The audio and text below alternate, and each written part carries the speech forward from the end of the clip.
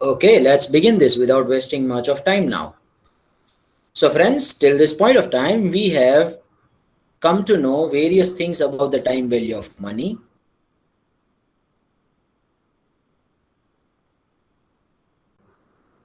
We know the process of compounding and discounting. We know how to find the future value of single cash flow stream. We know what are the various types of annuity, ordinary annuity, immediate annuity, in other words, and the next one was annuity due. Then we have also seen few questions related to deferred annuity, which is also called as delayed annuity, which starts after so and so number of years. Now today we will come to the future value of differential cash flow. Now when I'm using these words differential cash flow, then some people would be like, sir ये क्या होता है? तो भैया और कुछ नहीं है, आपके जो एन्यूटी में इन्वेस्टमेंट का अमाउंट सेम रहता था वो अब सेम नहीं रहेगा, अलग अलग होगा। तो भैया आपको एक साल में 20,000 रुपए इन्वेस्ट करने हैं, दूसरे साल में 25, तीसरे साल में वो those kind of to deal today in this session. Let me share my screen with you, and here we are.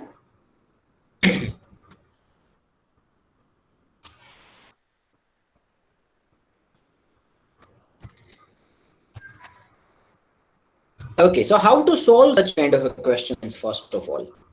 So friends, you will prepare one table to solve such kind of questions.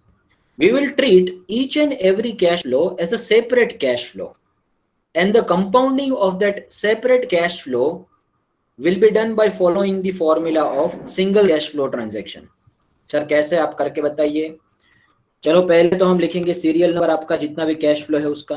This is what the table we are going to prepare containing 4 columns. Number 1 will be a cash flow. Number 3 will be compounding factor. Compounding factor. And number 4 will be future value. Sir, if you multiply this compounding factor with the cash flow, then you basically get the future value. कैसे? अरे कैसे बनी ये FV कैसे बनी भैया? तो sir single cash flow का फॉर्मूला क्या था? PV multiplied by 1 plus r raise to n. FV find करने के लिए याद आ रहा है सबको? सर उसी फॉर्मूला में ये जो वाला ब्रैकेट होता है ना 1 plus r raise to n, उसे हम कंपाउंडिंग फैक्टर भी तो कहते थे. इसे क्या कहते थे? Compounding factor. So basically it is the multiplication of your outflow or inflow with the compounding factor, so you get the future value. तो यही तो करने वाले हैं भैया.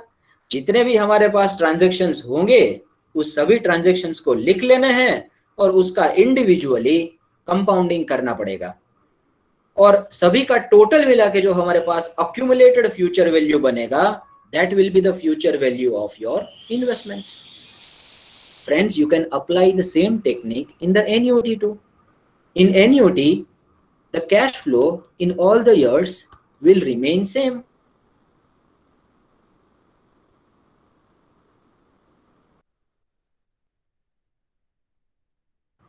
लेकिन सर एन्यूटी के लिए हम ये क्यों करें? उसके लिए तो अलग से फॉर्मूला है. तो अलग से फॉर्मूला है, यही लॉजिक वहां पे भी अप्लाई होता है और उसी तरीके से हमने वो फॉर्मूला भी डेवलप की है. लेकिन सर आप क्वेश्चन नहीं करोगे ना तब तक अच्छी तरीके से मालूम नहीं पड़ेगा. तो चलो जाते हैं क्वेश्चन के ऊपर सीधा सीधा. तो we have 2 questions, I guess they are 3 questions. So you may take the snap of first 2 first, and then the third will be taken afterwards as and when it will be required, you know. So first take the snap of first 2 questions in this variety.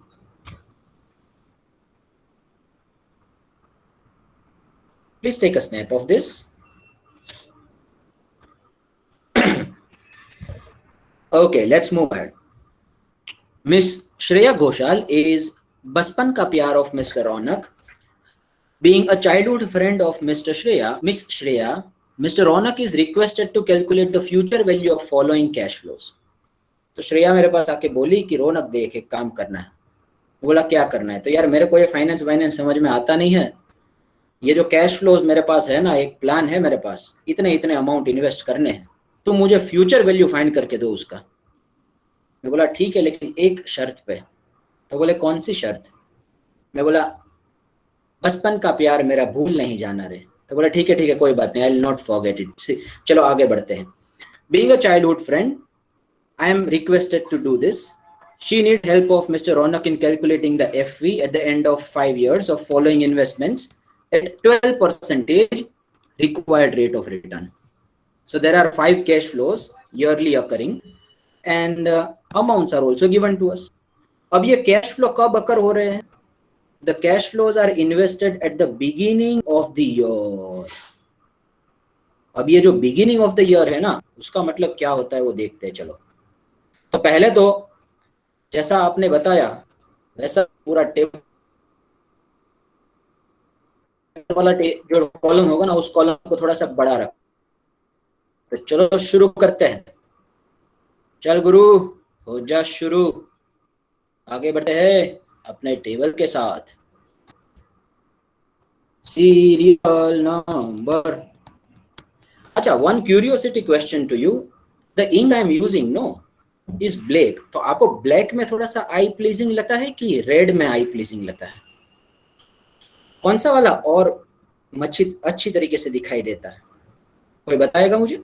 Black one. अच्छा, black one. चलो यहाँ पे black के fan है सब, ठीक है कोई बात नहीं, चलो ब्लैक करते हैं, कोई बात नहीं।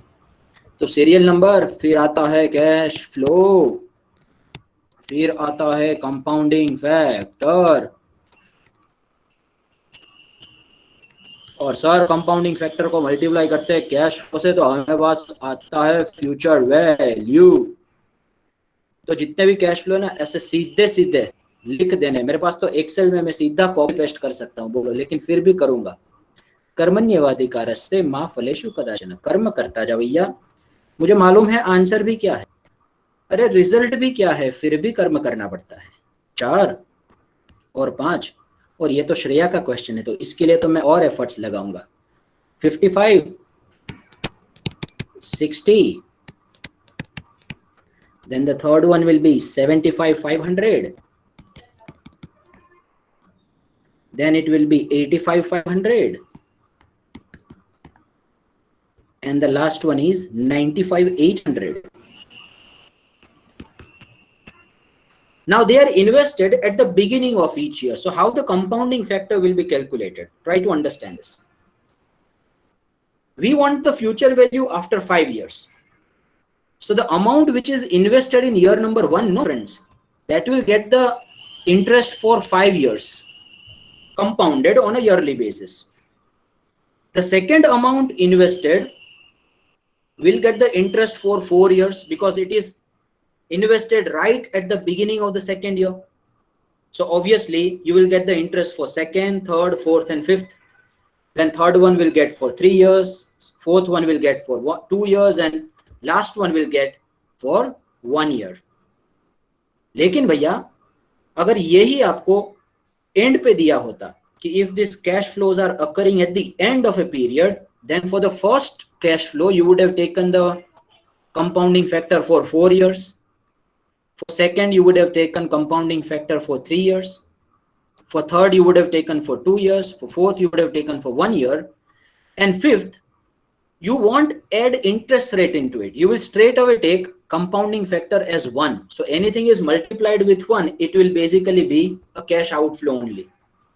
What I'm writing 4, 3, 2 and 1, it is basically the period for which you will get the interest. तो 4 साल का इंटरेस्ट ही मिलेगा पहले वाले में, दूसरे वाले में 3 का मिलेगा, तीसरे वाले में 2 का, चौथे वाले में 1 साल का। 1 साल का इंटरेस्ट का मतलब क्या हो गया? 1.12% इंटरेस्ट, 1.12। और फिफ्थ वाले में तुम्हारा कंपाउंडिंग फैक्टर कितना होगा? सिर्फ 1। If this would have been at the end of the period, लेकिन ऐसा नहीं है, हमारे में तो बिगिनिंग है। तो 1 + r⁻n विल बी 1 + r, कितना है एक्सपेक्टेड रेट ऑफ रिटर्न भैया? 12%। तो 0.12 आएगा 5, दूसरे में 1.12 आएगा 4, तीसरे में 1.12 3, 1.12 2, and the last one will be 1.12.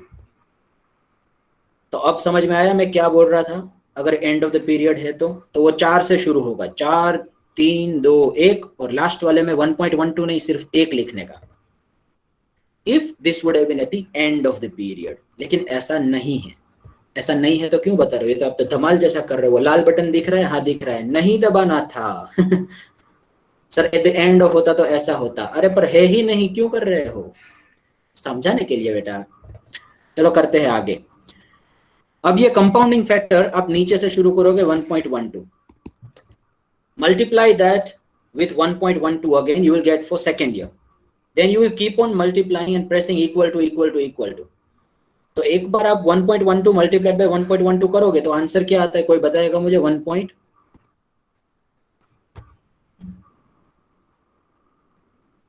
चलो, I am expecting the active interaction from the students. चलो बताओ भैया, बताओ। ओ भाई लोग बताओ।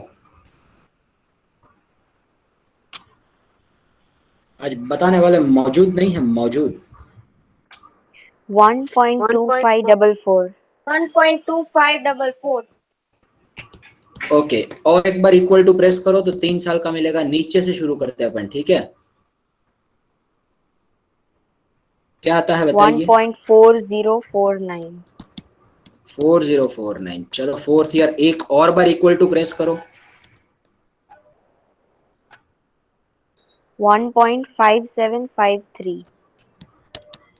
ओके, और एक लास्ट बार इक्वल टू प्रेस करना है।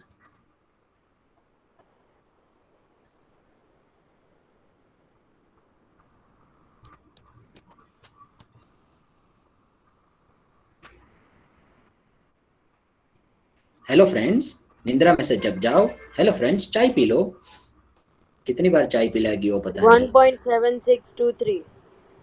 7623. Okay, so now we will just find the future value after multiplying this compounding factor and the cash flows.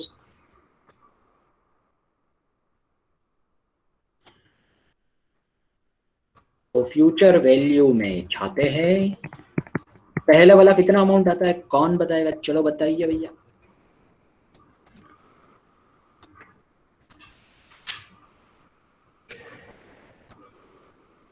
Sir, in second it is 1.5735. अच्छा, 5735 है। आपने तो उल्टा कर दिया सर। 5735। ठीक है, पहले का मल्टीप्लिकेशन करो, कैश फ्लो का मल्टीप्लिकेशन करना अपने कंपाउंडिंग फैक्टर से। तो क्या आता है बोलिए? 96926.5. 96926.5। चलो नेक्स्ट वन।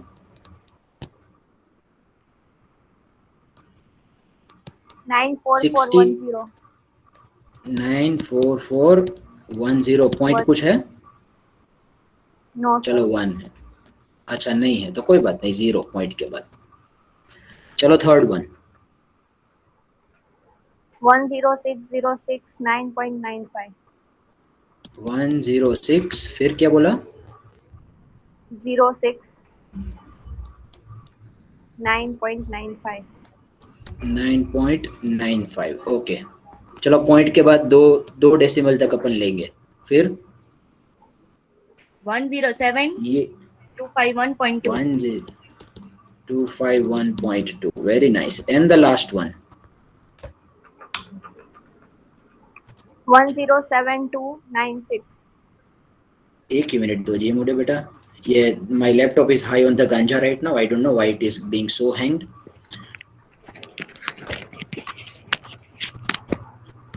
हाँ, शुरू हो गया। ये अपना है ना, गुजराती में कहावत है कि किसी भी बीमारी का रामबाण इलाज। बेटा थोड़ी और सूझ जाए सरखो થઈ જશે। तो that's how the technique is applied everywhere, you know. मैंने अपने पेन में से सेल को निकाल के फिर ये कर दिया तो शुरू हो गया। देखो, चलो आगे बढ़ते हैं। लास्ट वन क्या आता है? 107296. 296। very nice. So if you do the total of this will be a future value of all the 5 transactions putting together. What do we get?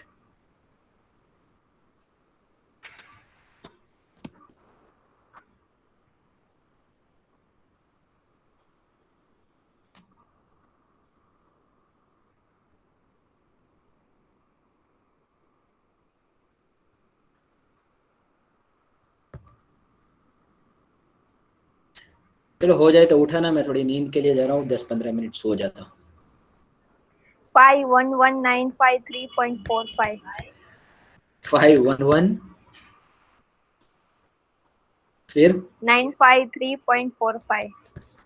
953.45। Okay बेटा, ये कंपाउंडिंग फैक्टर वगैरह एक्सेल के अंदर ऐसे हलवा है, हलवा। बट अभी मेरे को करना पड़ता है, अपना पेपर वाला सब्जेक्ट है। एक्सेल वाला फाइनेंशियल मॉडलिंग वगैरह कुछ होता तो अपन सीधा उधर ही कैलकुलेशन करते। चलो ठीक है, कोई बात नहीं, जाते हैं सेकंड क्वेश्चन पे। It will be testing your intellect. My confirmation, mister Jethalal wants to buy the Mercedes car after 6 years, for which he will invest following cash flows with different expected returns in each year. अब जो rate of return expectations है ना, वो हर साल में change हो रही है भैया। पहले साल में 13%, दूसरे में 8, तीसरे में 7, चौथे में 12, पांचवे में 17। There are various such kind of investment avenues where the rate of return may get changed over a period of time. Like there may be a public provident fund where annual rates are issued by the government of India. There may be national saving certificates. There may be senior citizen saving schemes. There may be Sukanya Samriddhi account initiated by our Prime Minister, जिसमें हर साल rate में कुछ changes वगैरह, बढ़ोतरी होती है, थोड़ी कटौती होती है। वैसे रेट बढ़ते जाते हैं, कम होते जाते हैं। तो ये वाला जो इन्वेस्टमेंट एवेन्यू है ना, वहां पे हर साल में अपना रेट ऑफ रिटर्न एक्सपेक्टेशन है वो चेंज हो रहा है। क्यों हो रहा है नहीं मालूम है, लेकिन अपना फोकस अभी कैलकुलेशन के ऊपर है। The cash flows are invested at the beginning of each year, find the future value after the end of 5 years. So try to understand what is happening. You cannot put 1.13 raised to 5 in the first one. Reason being, the first amount you have invested will get 13% return in the first year. In second year it will get 8%.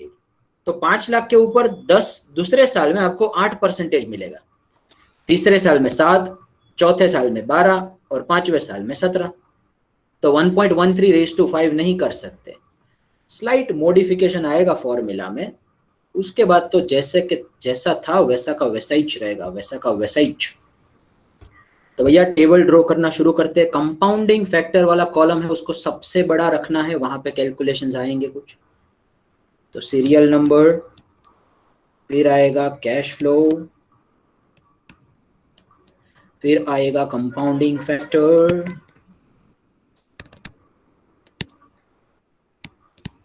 और फिर आएगा FV. तो देखो मैंने कितना बड़ा column रखा है कंपाउंडिंग फैक्टर का, तो वैसा आप भी रखोगे। अब ये जेठा भाई को जो मर्सिडीज कार लेनी है उसके लिए वो बहुत पैसे इन्वेस्ट करेंगे। Now right now Jethalal is in little bit insecurity, you know, क्योंकि अय्यर के पास आ गई है, तो अब उनको थोड़ी सी यार अब तो कैसे भी लेनी पड़ेगी। चलो, तो now he is in hurry, but we are ready to give him the solution. पहले जितने भी कैश फ्लोज है वो लिख देते हैं, 1, 2, 3, 4 and 5।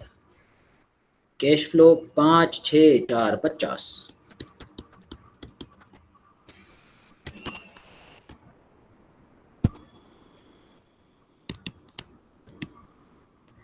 Then fourth and fifth year will be 5, 50 और 6, 50।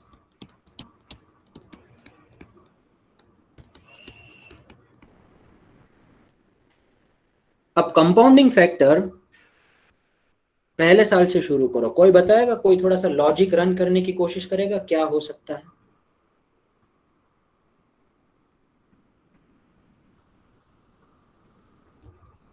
चलो देखते हैं अपने क्लास का बाजीराव सिंघम कौन है हमारे क्लास की मणिकर्णिका जो कंपाउंडिंग फैक्टर ये वाला फाइंड करके बताए। गेस तो करो, गेस करने में कहाँ जीएसटी लगता है। Guess stands for the goods and service tax, not the guess service tax.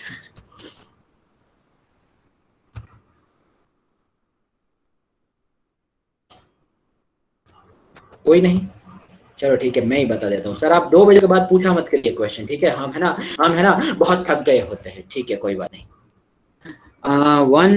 देखो पहले साल का जो इंटरेस्ट मिलेगा ना, that will B that will be 13%. So I am first writing 1.13. Again, the laptop is on, is high on ganja. 1.13.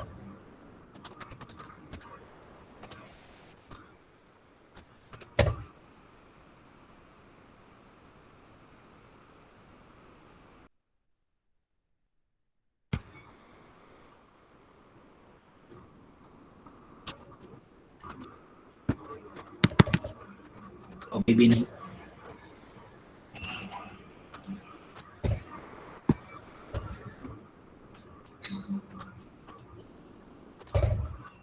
हाँ, started working. चलो, तो सर पहले साल का 1.13 मल्टीप्लाइड बाय, अब दूसरे साल का लगेगा, दैट विल बी 1.08 बिकॉज दूसरे साल में 8% रेट है.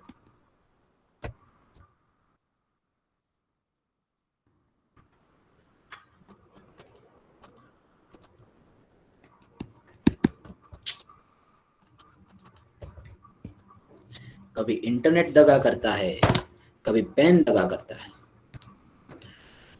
और कोई बेवफा है हमारी जिंदगी में. एक ही मिनट रुकिए.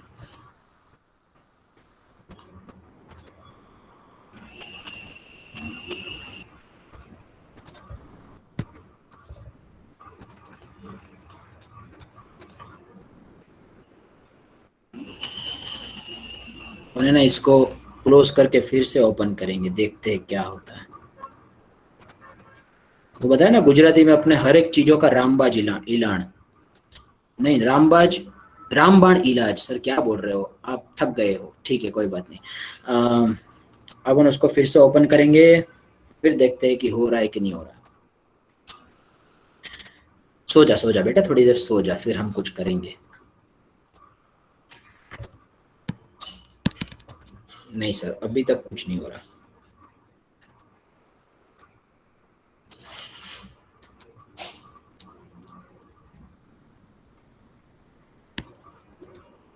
ठीक है, चलो मैं है ना इधर कर लेता हूँ. ये समझो कि ये है ना मेरा पेन ही है, ठीक है. तो एक्सेल बोर्ड के ऊपर अपन शुरू करते हैं. थोड़ा सा जूम कर देता हूँ. So equals to, this is compounding factor ना, try to understand. So first will be 1.13, then that will be multiplied with 1.08 because that is the interest of second year. Then it will be multiplied with the interest of third year, which is going to be 7%. So it will be 1.07 multiplied by the fourth year's interest will be 12%. So it will be 1.12, and then it will be multiplied with the fifth years of interest rate, which is 17%. So that will be 1.17. So friends, that's gonna be our compounding factor for the first year. तो आपके जो 5 लाख रुपए है ना, उसके ऊपर हर एक साल में अलग अलग इंटरेस्ट आ रहा है. Let me copy and paste it down to other sales. अब सेकंड वाले में एक को रिमूव कर देंगे. कौन सा वाला रिमूव करेंगे, कौन बताएगा? चलो बताओ, कौन से भी एक को रिमूव करना है, सेकंड वाला. 1.13. हाँ, बिल्कुल सही जवाब. कंप्यूटर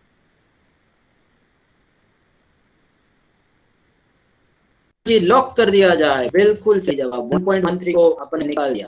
तीसरे बार में और निकालेंगे, 1.13 1.18 दोनों को निकाल दिया. क्योंकि तीसरा वाला साल है, उसके बिगिन में जो पैसा इन्वेस्ट हो रहा है उसमें 3 साल का इंटरेस्ट लगेगा. एक तो थर्ड, फिर फोर्थ और फिफ्थ ईयर का. वैसे ही चौथे वाले में सिर्फ पिछले 2 का लगेगा इंटरेस्ट, और पांचवे वाले तो सिर्फ 1.17 अकेला बाकी रहेगा, अकेला, single. Okay, now that will be multiplied with the cash flow, so we will have the future value.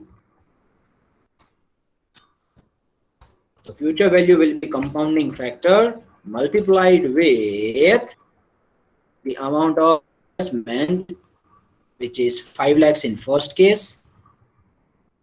So there comes 855 579, and similarly if I do it for all the number of sales, it's a relative reference, you know, तो उसके नीचे वाला cell वो automatically ले रहा है. तो दूसरे में it is taking the second cash flow, third में it is taking the third one.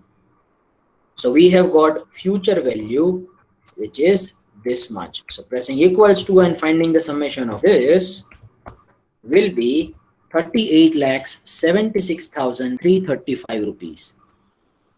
Jethalal को बोलो कि आप मर्सिडीज इसमें से नहीं ले पाएंगे, अभी भी नहीं आती तो 5 साल के बाद की बात तो जाने ही दो, उनको कुछ और करना पड़ेगा, गड़ा इलेक्ट्रॉनिक्स का कुछ डाइवर्सिफिकेशन करना पड़ेगा, उनको बताओ कि कुछ एडवर्टाइजिंग करे, कुछ मार्केटिंग करे, अपना धंधा आगे बढ़ाए, इसमें कुछ होने वाला है नहीं।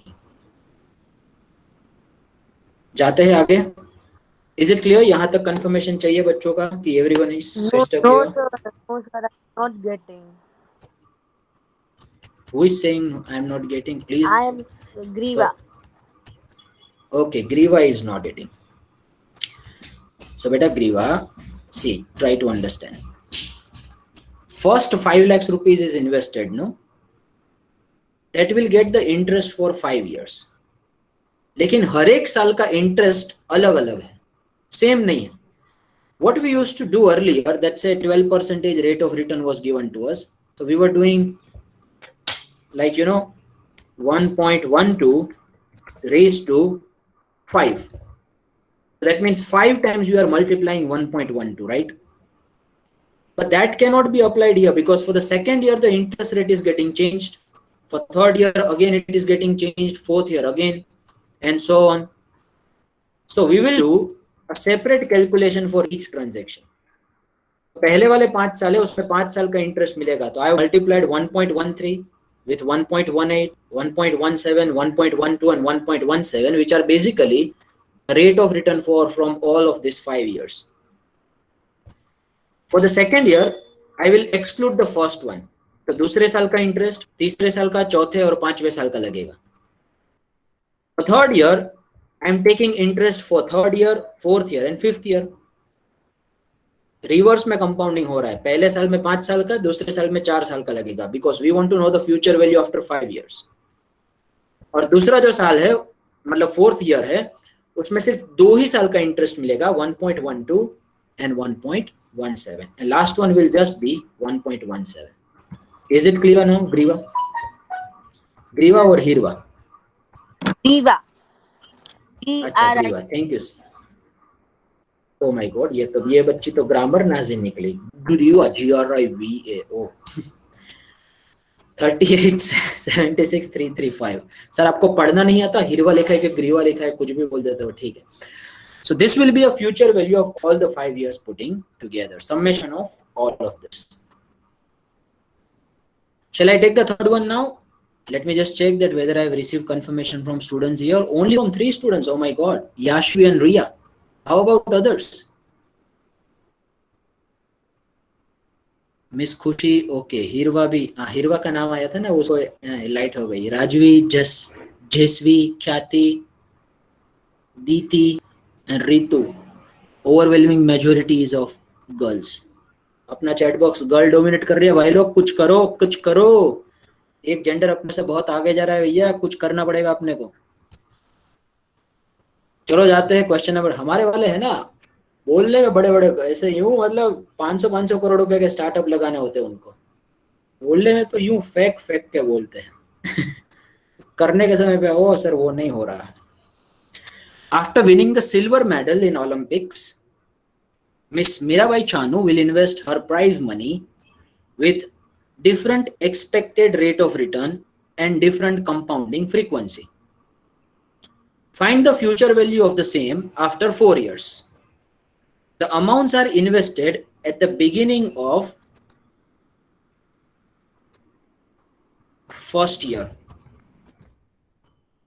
At the beginning of first year, the rate of expectation will be constant for each cash flow. अच्छा, समझने की कोशिश करो. ये it's a tribute to Miss Mirabai Chanu, who has won silver medal for us. She deserves a round of applause. Manipur में से यूं ऐसे बड़े बड़े स्टार निकल रहे हैं भैया. स्पोर्ट्स के लिए तो एकदम हब बना हुआ है, और अपने 5-6 करोड़ की पॉपुलेशन में भी एक स्पोर्ट्स स्टार नहीं निकल रहे हैं. अपना फोकस पूरा स्पोर्ट्स पे है ही नहीं, कुछ करना पड़ेगा गवर्नमेंट को. अच्छा, उनके पास जो पैसा आया ना, उस पैसे को वो 4 जगह पे इन्वेस्ट करना चाहती है. एक है फिक्स डिपॉजिट, दूसरा है पब्लिक प्रोविडेंट फंड, तीसरा है equity shares of Tata Motors. कोई कोई बोलेगा टाटा मोटर्स ही क्यों लिया? क्योंकि मेरा इन्वेस्टमेंट है उसमें, मैं ना, मेरे जो इन्वेस्टमेंट होते हैं ना उसकी पब्लिसिटी करता रहता हूँ, तो उसके मतलब फूल नहीं तो फूल की पाकड़ी समान, कहीं ना कहीं तो अवेयरनेस जानी चाहिए ना अपने इन्वेस्टमेंट्स की। पोस्ट ऑफिस सेविंग स्कीम्स, तो ये जितने भी कैश फ्लोज है वो पहले साल में ही हो रहे हैं वहां पे, इसीलिए मैंने डेलिबरेटली सीरियल नंबर लिखा है, ईयर नंबर नहीं लिखा। पहले वाले में क्या था, योर लिखा था, देखो योर। दूसरा वाला है ना वो सीरियल नंबर लिखा है अमाउंट असेट क्लास के इन्वेस्टमेंट्स के, तो पहले ही साल में हो रहे, लेकिन हर एक के कंपाउंडिंग फ्रीक्वेंसी अलग अलग है। जैसे कि फिक्स डिपॉजिट है which will give you 11% rate of return compounded semi-annually. So on each 6 month you will get some interest that will be credited in your fixed deposit, and for the next 6 month you will get the interest on interest plus your principal amount. So interest is reinvested on a 6 monthly basis for 4 years.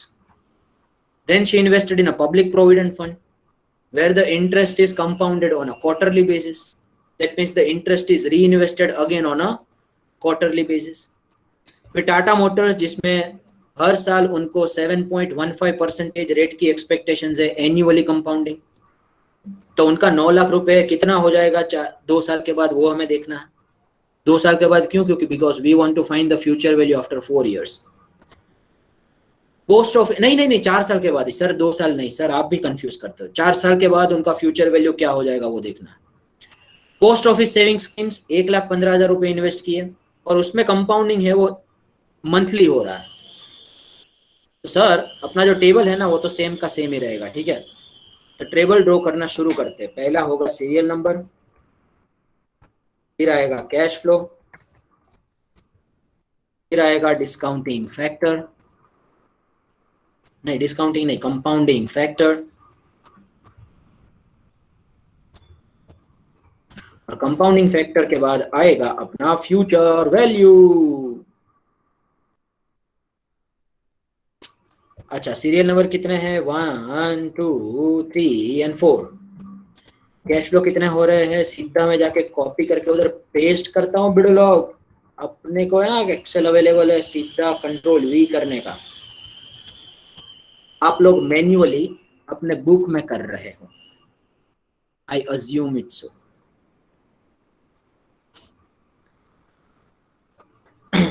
अच्छा compounding factor है, में rate of return का expectations तो same ही रहने वाला हर एक investment Avenue में से, लेकिन उनका फ्रीक्वेंसी अलग अलग है। तो अपन जो फिक्स डिपॉजिट में 4 साल के लिए पैसा इन्वेस्ट करते हैं, हमें अपने को 4 साल के बाद का फ्यूचर वैल्यू चाहिए, तो 4 साल तक इन्वेस्ट करेंगे और उसमें सेमी एनुअली कंपाउंडिंग है, तो कंपाउंडिंग फैक्टर कैसा लगेगा, 1 प्लस आर, ठीक है। आर कितना है भैया, आर है 11%, सो आई एम राइटिंग 0.11। अब यहाँ पे इसके साथ कुछ छेड़छानी करनी है कि नहीं करनी है, कौन बताएगा? आर के साथ करनी पड़ेगी छेड़छानी, यस और no? Yes, sir. Divided by 6. ए 6 के 2? 2 sir. Oh, sir. 2. हाँ वो ऐसे वो अक्षय कुमार का मीम आया था ना ऐसे स्वैप वाला, याद आ रहा है? ऐसे 2 हाथ स्वैप वाला मीम था, वैसे तुमने 6 को 2 से स्वैप कर दिया। नहीं 2 आएगा, 2 is the right answer because there are is divided by 2.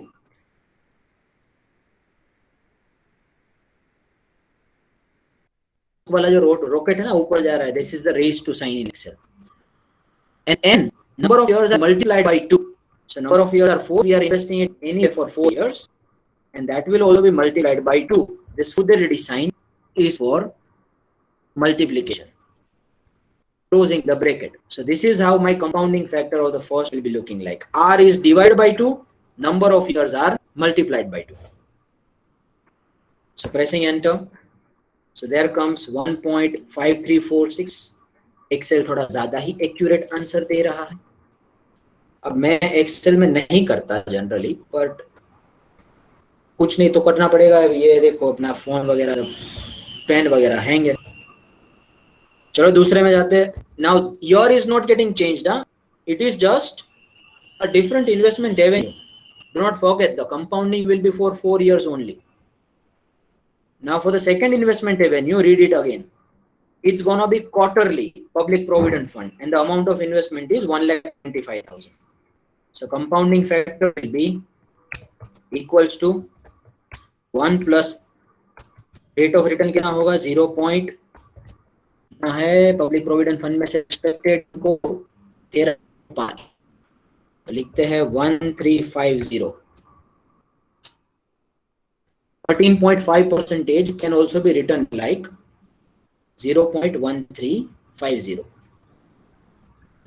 So closing the bracket, raised to in power. So in power again 4 years will be there. आपने रेट के साथ कुछ छेड़छाड़ी नहीं की, करनी पड़ेगी कि नहीं करनी पड़ेगी? So करनी पड़ेगी. Divided by 4. Divided by 4. Very nice. Divide मैं देख रहा था कि कौन कौन जग रहे थे. हम people will be like ward लिया, खुद भूल गए ना, तो देखो वार्ड लिया सर ने. सो 4 multiplied by 4 and rate will be divided by 4 because it's quarterly compounding. So my compounding factor will be 1.7007 for this investments. Then 9 lakh रुपए इन्वेस्ट किए टाटा मोटर्स में. नाम मत भूलिएगा, टाटा मोटर्स. कौन सा कंपनी? टाटा मोटर्स. कौन सा वाला? टाटा मोटर्स. एकता कपूर के सीरियल की तरह 3 बार. So 1 plus 17.15 can also be written like 1715. Closing the bracket, raised to sign, and n will be multiplied. Now number of years will be anyway 4. यहाँ पे कोई भी छेड़छाड़ी करने की जरूरत नहीं है रेट के और नंबर ऑफ इयर्स के साथ, क्योंकि सास की कभी बहू नहीं थी, लेकिन क्योंकि ये जो एनुअल कंपाउंडिंग है ना वो हमें दिया हुआ है, इसलिए. तो एनुअल है तो कोई छेड़छाड़ी करने की जरूरत नहीं है. Pressing the enter. अब आते हैं चौथे इन्वेस्टमेंट एवेन्यू में. तो 1 प्लस भैया 11.75. So it can also be written like 1175 in decimal. Closing the bracket, raise to. Raise to में ये वाला है मंथली. Divided by 12. ये छोटी जग रही है. Divided by 12. बिल्कुल सही पकड़ा. तो मंथली है तो 4 साल multiplied by 12. 4 multiplied by 12. So that's going to be my compounding factor. Please look at it very closely. If you couldn't get it, let me know very quickly. Pressing the enter. So these are the compounding factors we have got for all the investment avenues. अब Excel तो यूं काम करता है. Cash flow multiplied by compounding factor, that is also relative referencing. तो copy करके नीचे भैया पेस्ट करना है, सिर्फ करना है, लेकिन आप मैन्युअली करने वाले हो. So we have got this many future values, and if you do the total of this thing, it's all. There's a shortcut key as well, no, for the, I guess alt equal is a shortcut key for doing the summation. Pressing enter. So that's gonna be 27,81,949 future value from all of these transactions. तो ध्यान में ये रखना था कि यहाँ पे number of years नहीं दिए हुए हैं, आपको अलग से इन्वेस्टमेंट असेट क्लास ही दिया हुआ था. तो 4 जगह पे अपन इन्वेस्ट करते हैं. 4 साल के बाद ही चाहिए हमें वैल्यू, लेकिन शुरू में इन्वेस्ट कर रहे हैं पूरा. और रिटर्न भी अलग अलग है और कंपाउंडिंग फ्रीक्वेंसी भी अलग अलग. So this is how your answer will looking like. May I have a confirmation that everyone has got everything till now? Yes, sir. Yes, sir. भाई बिल्कुल लॉस में नहीं है. मैंने टाटा मोटर्स में 10 बोल रही लॉस में है. मैंने 180 से परचेस करने शुरू किए थे, फिर वो भी कोरोना समय पे. तो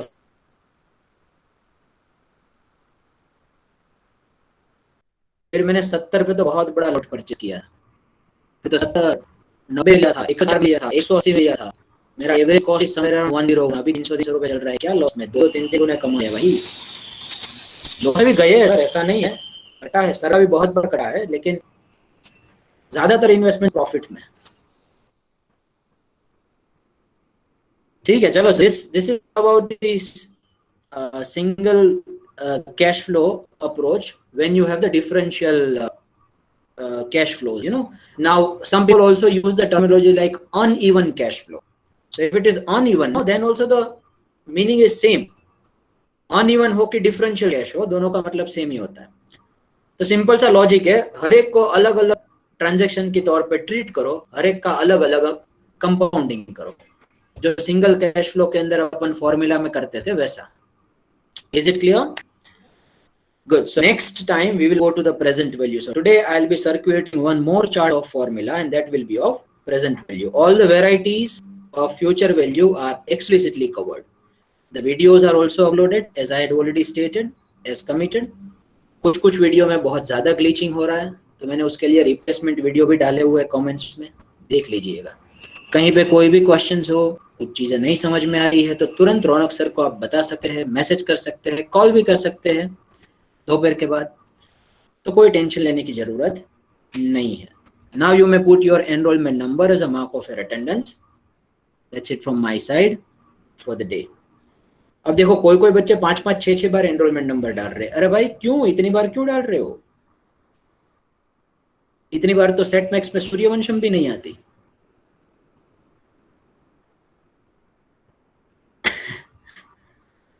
Okay, see you all again in the next session again. Take care. Sayonara. Enjoy the rest of the day.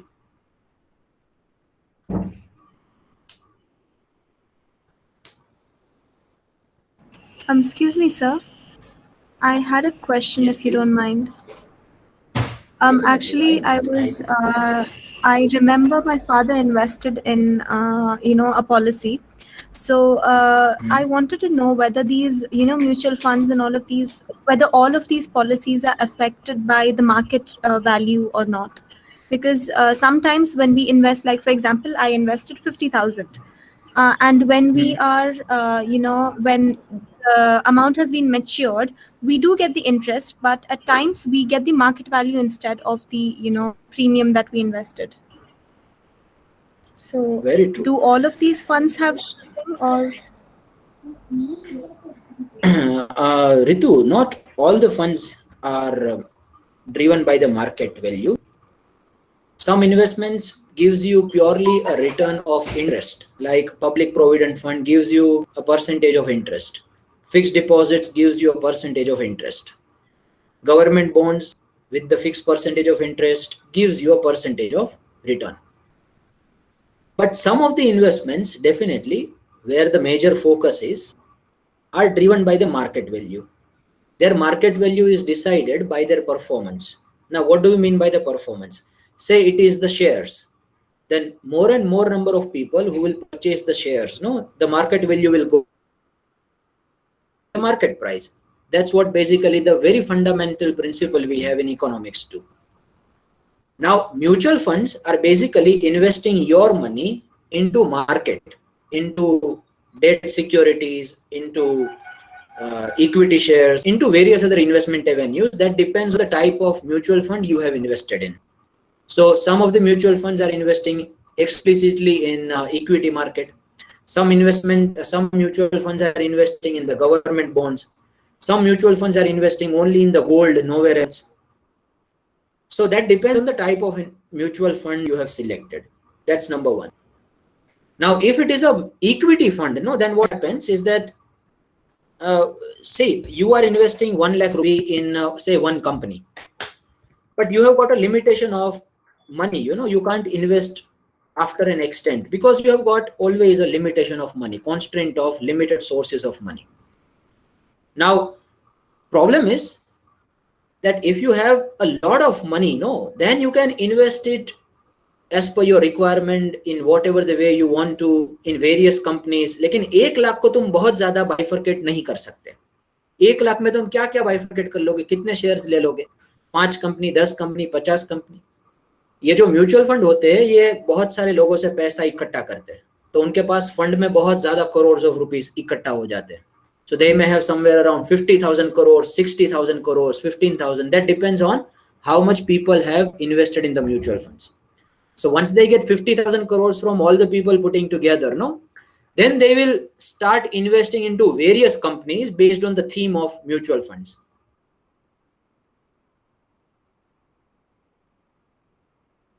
वो इक्विटी में इन्वेस्ट करेंगे, कोई कोई कंपनी है, वो कोई म्यूचुअल फंड है वो सिर्फ आईटी स्टॉक्स में इन्वेस्ट करते हैं, कोई म्यूचुअल फंड है वो सिर्फ रियल एस्टेट कंपनी में इन्वेस्ट करते हैं. तो that also depends on the theme of mutual fund, the type of mutual fund, and basically all the conditions which are given to you when you are purchasing those funds.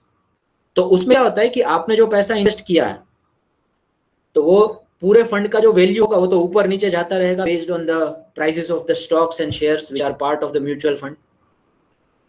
तो जैसे ही उनके prices ऊपर नीचे जाएंगे तो आपके mutual fund के units है ना, जो आपने 1 लाख रुपए डाले उनके भी प्राइसेस ऊपर नीचे जाते हैं. तो आपको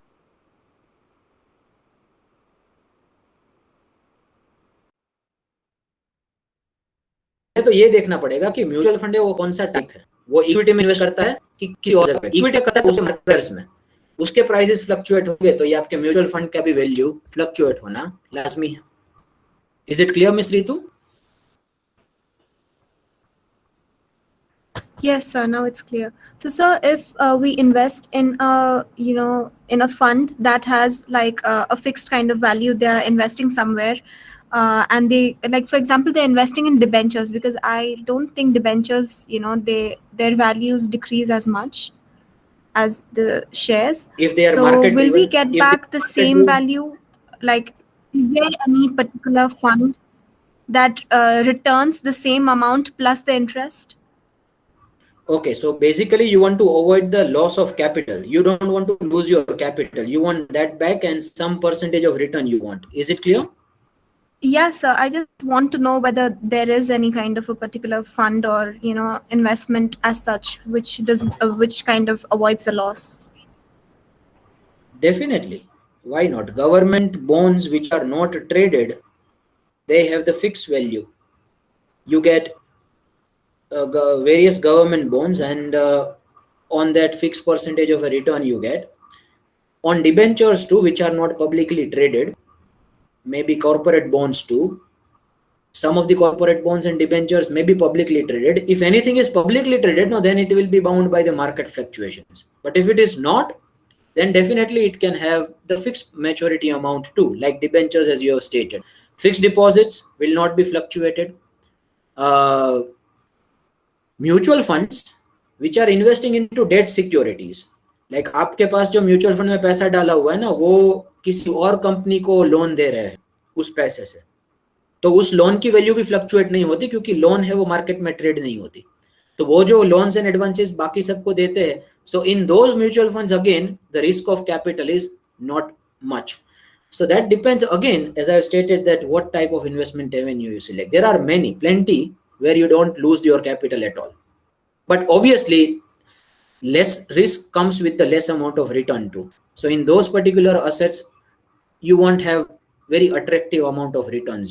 The percentage of returns will be quite lower than the returns you get normally in the market value driven securities. Is it clear?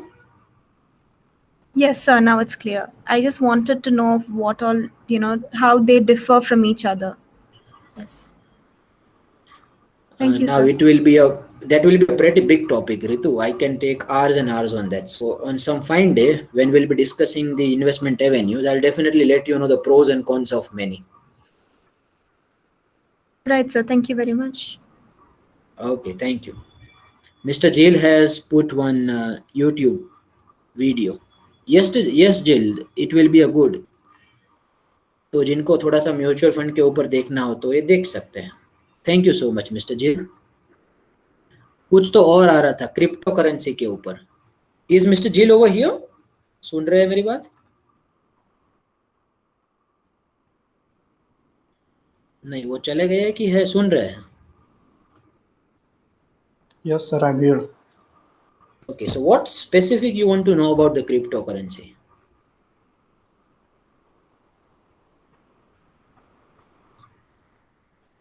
Someone is asking me whether I invest. Yes, I invest in the cryptocurrency. Earlier I used to invest in Dogecoin. Then it reached to somewhere near to 2 USD. At that time I liquidated my entire position. कुछ ऐसे भी funds है जो bitcoin की और बाकी सब crypto currencies की मूवमेंट को ट्रैक करते हैं, तो वैसे वाले फंड्स में भी आप इन्वेस्ट कर सकते हो। प्रॉब्लम यह है क्योंकि इन सब करेंसीज के अंदर फ्लक्चुएशंस बहुत ज़्यादा हो रहा है, because there is a lot of uncertainties. Some governments में बैन इट, सम गवर्नमेंट्स में allow it to work. And जब चाइना ने बैन किया था उसी दिन हमें देखने को मिला था कि बिटकॉइन के अंदर अराउंड 25-30% जितना फॉल आ रहा था एक ही दिन में। Plus this crypto currencies are not driven by any market mechanism. I mean there is no regulatory body which can control the prices, circuits and everything. तो एक एक दिन के अंदर 50-50% आपके डाउनफॉल आ सकते हैं। Can it replace the regular currency? That's a see, now I can just tell you about my opinion on that. I feel that cryptocurrency should replace it, because nowadays there are a lot of manipulations in the securities in this currencies of countries, because the powerful and rich people have started getting the control over the economic resources of various countries. And government policy may be favorable to those powerful and rich people. Few rich and powerful people can control your entire economic system. Now government can make you poor or rich by circulating more amount of currency. अगर government बहुत ज़्यादा currency market में circulate कर देती है तो आपके पैसे की वैल्यू वैसे के वैसे ही डाउन हो जाएगी। तो मुझे लगता है कि होना चाहिए कि there must be a currency which is entirely driven by the people, which should be whose value, जिनकी वैल्यू है ना वो लोग डिराइव करने चाहिए, वैसी करेंसी होनी चाहिए। So I am in favour of it, but the problem is that still the infrastructure has not built significantly where we can trust. ये जो बिटकॉइन है ना वो इतनी ज्यादा एनर्जी कंज्यूम करता है उनका माइनिंग वगैरह कि उसके लिए आपको बहुत रिसोर्सेज एम्प्लॉय करने पड़ते हैं। बहुत सारी गवर्नमेंटल गाइडलाइंस के हिसाब से अनसर्टेनिटीज है।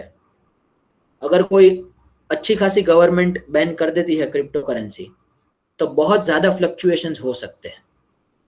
अब तीसरा बड़ा प्रॉब्लम यह है क्रिप्टो करेंसी के अंदर कि उसके पीछे कोई बेस नहीं है, उसके फ्लक्चुएशन के पीछे। तुम अगर शेयर में इन्वेस्ट करते हो तो शेयर के अंदर बैकअप क्या है कि तुम जो कंपनी में इन्वेस्ट करते हो ना उसके शेयर्स के ऊपर डाउन फ्लो आ रहा है या तो फिर अप जा रहा है नीचे जा रहा है। तो कुछ कुछ अंडरलाइंग असेट है, शेयर्स के पीछे कंपनी है, गवर्नमेंट बॉन्ड के पीछे गवर्नमेंट के इंफ्रास्ट्रक्चरल प्रोजेक्ट है। वैसे ही हर एक चीजों के पीछे कुछ बैकअप असेट सिक्योरिटी है, लेकिन क्रिप्टो करेंसी के पीछे कुछ सिक्योरिटी असेट है ही नहीं। ये तो ऐसी बात हो गई और मैं और तुम आके डिसाइड कर लेंगे कि इसका भाव कितना है, वो चीज है ही नहीं। इंटेंजिबल है, जिसको तुम टच नहीं कर सकते, जिसको तुम देख नहीं सकते, सिर्फ एक नोशनल यूनिट्स मैंने तुम्हें ट्रांसफर किए और उसका वैल्यूएशन हो रहा है पब्लिक के परसेप्शन के हिसाब से। तो उसका कोई बैकअप असेट नहीं है जिसके कारण फ्लक्चुएशंस बहुत ज्यादा आते हैं। तो ये 4-5 चीजों के अंदर अगर कुछ सुधार आता है, then in the long period of time I feel that crypto currency may replace it, but it is far away from the reality. Governments have a lot of control over the circulation of currency. Governments can ban it at their will.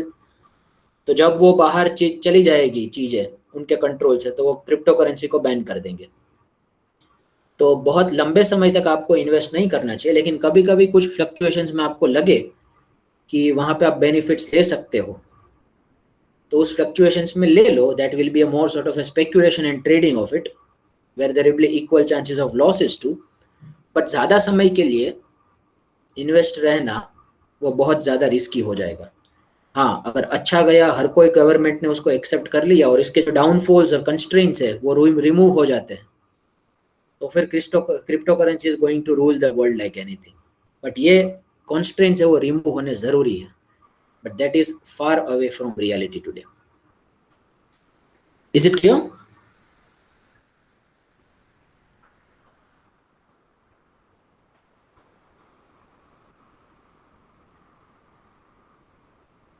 वैसे तो मैंने भी एक दिन invest, bitcoin जब 30% गिरा था ना इलोन मस्क के ट्वीट के बाद, चाइना ने जब बैन किया था, उसी समय पे मैंने $30,000 पे, मतलब अपने इक्विवेलेंट अमाउंट ऑफ करेंसी पे, you know that you can invest in various fractions, right? So when that was 30,000 USD, you know, that time I had invested in the, on the very same day, it was somewhere near to 35, 36. So it was more sort of a trading. Anyway, take care. See you. That's it from my side. Thank you so much.